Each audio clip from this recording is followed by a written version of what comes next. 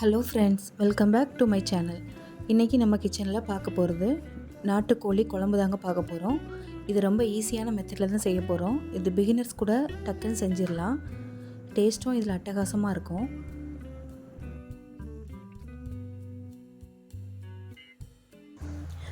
நாம் நார்மலாக பிராய்லர் கோழி வாங்கி செய்வோம். ஆனால் இந்த நாட்டுக்கோழி வாங்கி செஞ்சால் இது உடம்புக்கு ரொம்ப நல்லது. இந்த மாதிரி மெத்தடில் கண்டிப்பாக நீங்கள் ஒரு வாட்டி செஞ்சு பாருங்கள். வாங்க இப்போது இந்த குழம்பு எப்படி செய்கிறதுன்னு பார்க்கலாம். அதுக்கு ஃபஸ்ட்டு ஒரு மசாலா நம்ம அரைச்சிக்கலாம். ஒரு 10-15 பூண்டு, ஒரு 2 துண்டு அளவுக்கு இஞ்சி எடுத்துக்கோங்க. இது கூடவே ஒரு கைப்பிடி அளவுக்கு கொத்தமல்லி இலை, ஒரு கைப்பிடி அளவுக்கு புதினா இலை சேர்த்துக்கோங்க. இந்த ரெண்டும் சேர்த்ததுக்கப்புறமா இது கூட ஒரு ஸ்பூன் அளவுக்கு சோம்பு சேர்த்துக்கலாம். ஒரு ஸ்பூன் அளவுக்கு ஜீரகம் சேர்த்துக்கோங்க. இது கூட மிளகு 1.5 ஸ்பூன் சேர்த்துக்கோங்க. மிளகு கொஞ்சம் ஜாஸ்தியாகவே சேர்த்துக்கலாம். மிளகோட காரம் தான் இதுக்கு நல்லாயிருக்கும்.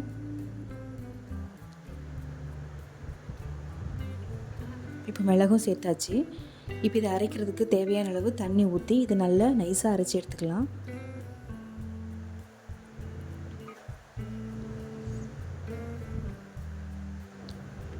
பாருங்கள், இப்போ இந்த அளவுக்கு அரைச்சி எடுத்தாச்சு. இப்போது நான் இன்றைக்கி குக்கரில் செய்ய போகிறேன். அதனால் குக்கரில் தேவையான அளவுக்கு நல்லெண்ணெய் ஊற்றிக்கலாம். இந்த நாட்டுக்கோழி குழம்புக்கு நல்லெண்ணெய் தான் நல்லது. ஏன்னா நாட்டுக்கோழி கொஞ்சம் சூடு அதிகம். அதனால் நீங்கள் இதை நல்லெண்ணெயிலே செய்யுங்க. எண்ணெய் சூடானதும் 2 துண்டு பட்டை, 2 கிராம்பு சேர்த்துக்கலாம். கூடவே நான் அதில் ஏலக்காய் பவுட்ரு சேர்த்துருக்கேன்.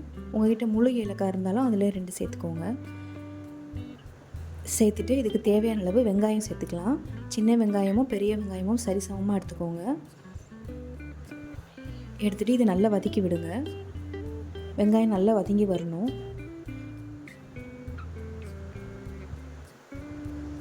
இப்போ பாருங்கள், ஓரளவுக்கு வதங்கி வந்துடுச்சு. ஆனால் இன்னும் கொஞ்சம் நல்லா ப்ரௌன் ஆகணும்.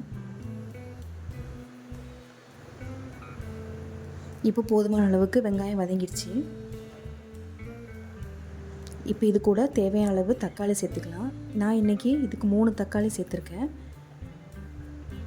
இப்போ இந்த தக்காளி இதில் சேர்த்துட்டு இந்த தக்காளி நல்லா மசிஞ்சு வர அளவுக்கு நல்லா வதக்கி எடுத்துக்கலாம். அதுக்கு இப்போ கொஞ்சம் தேவையான அளவுக்கு மட்டும் உப்பு சேர்த்துக்கோங்க. இது நல்லா அப்போ தான் நல்லா வதங்கி வரும். இப்போ தக்காளி நல்லா மசிஞ்சு வரட்டும். இப்போ 2-3 நிமிஷம் ஆயிடுச்சு. தக்காளி ஓரளவுக்கு வதங்கிடுச்சு. இப்போ நம்ம அரைச்சி வச்சுருக்கோம்ல, அந்த பேஸ்ட் இதில் சேர்த்துக்கலாம்.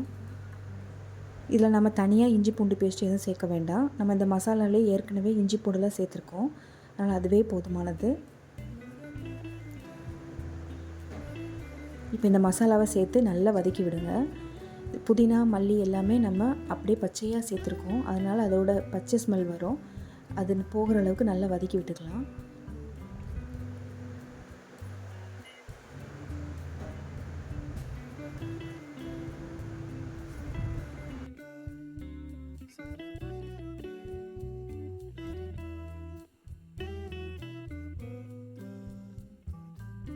இப்போ பாருங்கள், மசாலா நல்லா வதங்கி வந்துடுச்சு. அதோட பச்சை ஸ்மெல்லும் போயிடுச்சு. இப்போ நான் 1 கிலோ அளவுக்கு நாட்டுக்கோழி க்ளீன் பண்ணி எடுத்து வச்சுருக்கேன். அதை இது கூட சேர்த்துக்கலாம். சேர்த்துட்டு மிக்ஸ் பண்ணி விடுங்க.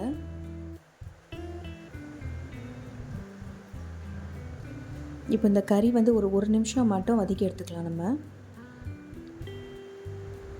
அந்த மசாலாவோட நல்லா கலந்து வரணும்.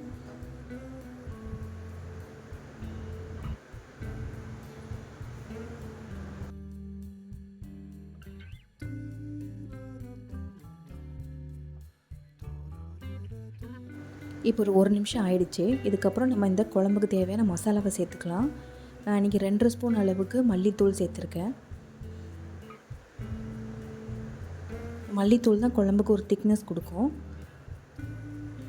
இதுக்கப்புறமா 2 spoon Kashmir red chilli powder எடுத்துக்கோங்க. காஷ்மீர் ரெட் சில்லி பவுடர் காரம் இருக்காது, ஆனால் நல்ல கலர் கொடுக்கும். அதனால் 2 ஸ்பூன் நான் சேர்த்துருக்கேன். கூடவே 1/2 ஸ்பூன் அளவுக்கு மஞ்சள் சேர்த்துக்கலாம். சேர்த்துட்டு இந்த குழம்புக்கு தேவையான உப்பை சேர்த்துக்கோங்க.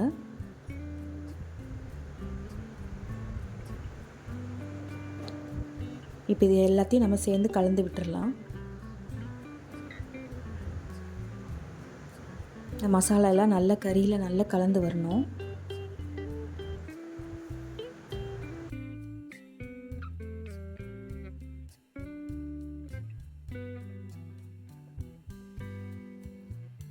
இப்போது 2 நிமிஷம் நல்லா வதக்கி விட்டுட்டேன்.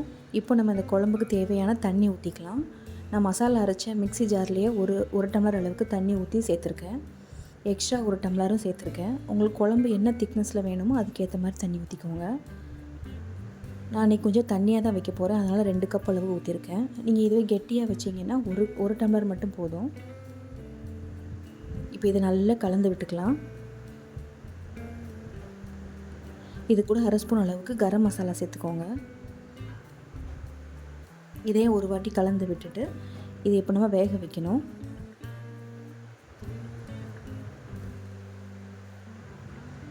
கடைசியாக குக்கரை மூடுறதுக்கு முன்னாடி கொஞ்சம் மல்லி இலை சேர்த்துக்கோங்க.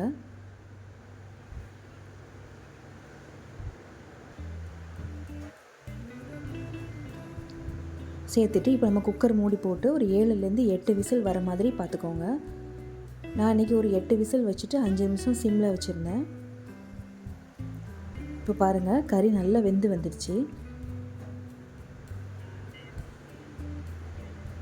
உங்களுக்கு 7லேருந்து 8 விசில் வச்சா தான் உங்களுக்கு நல்லா கறி நல்லா வேகும். இது நாட்டுக்கோழி, கொஞ்சம் வேகிறதுக்கு டைம் எடுக்கும். இப்போ சூப்பராக கறி வெந்து வந்துடுச்சு. இப்போ இது கூட கொத்தமல்லி இலை சேர்த்துக்கலாம்.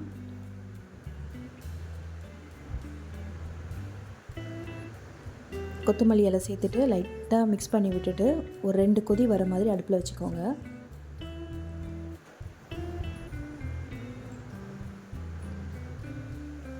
இப்போ நல்லா கொதிச்சு வருது.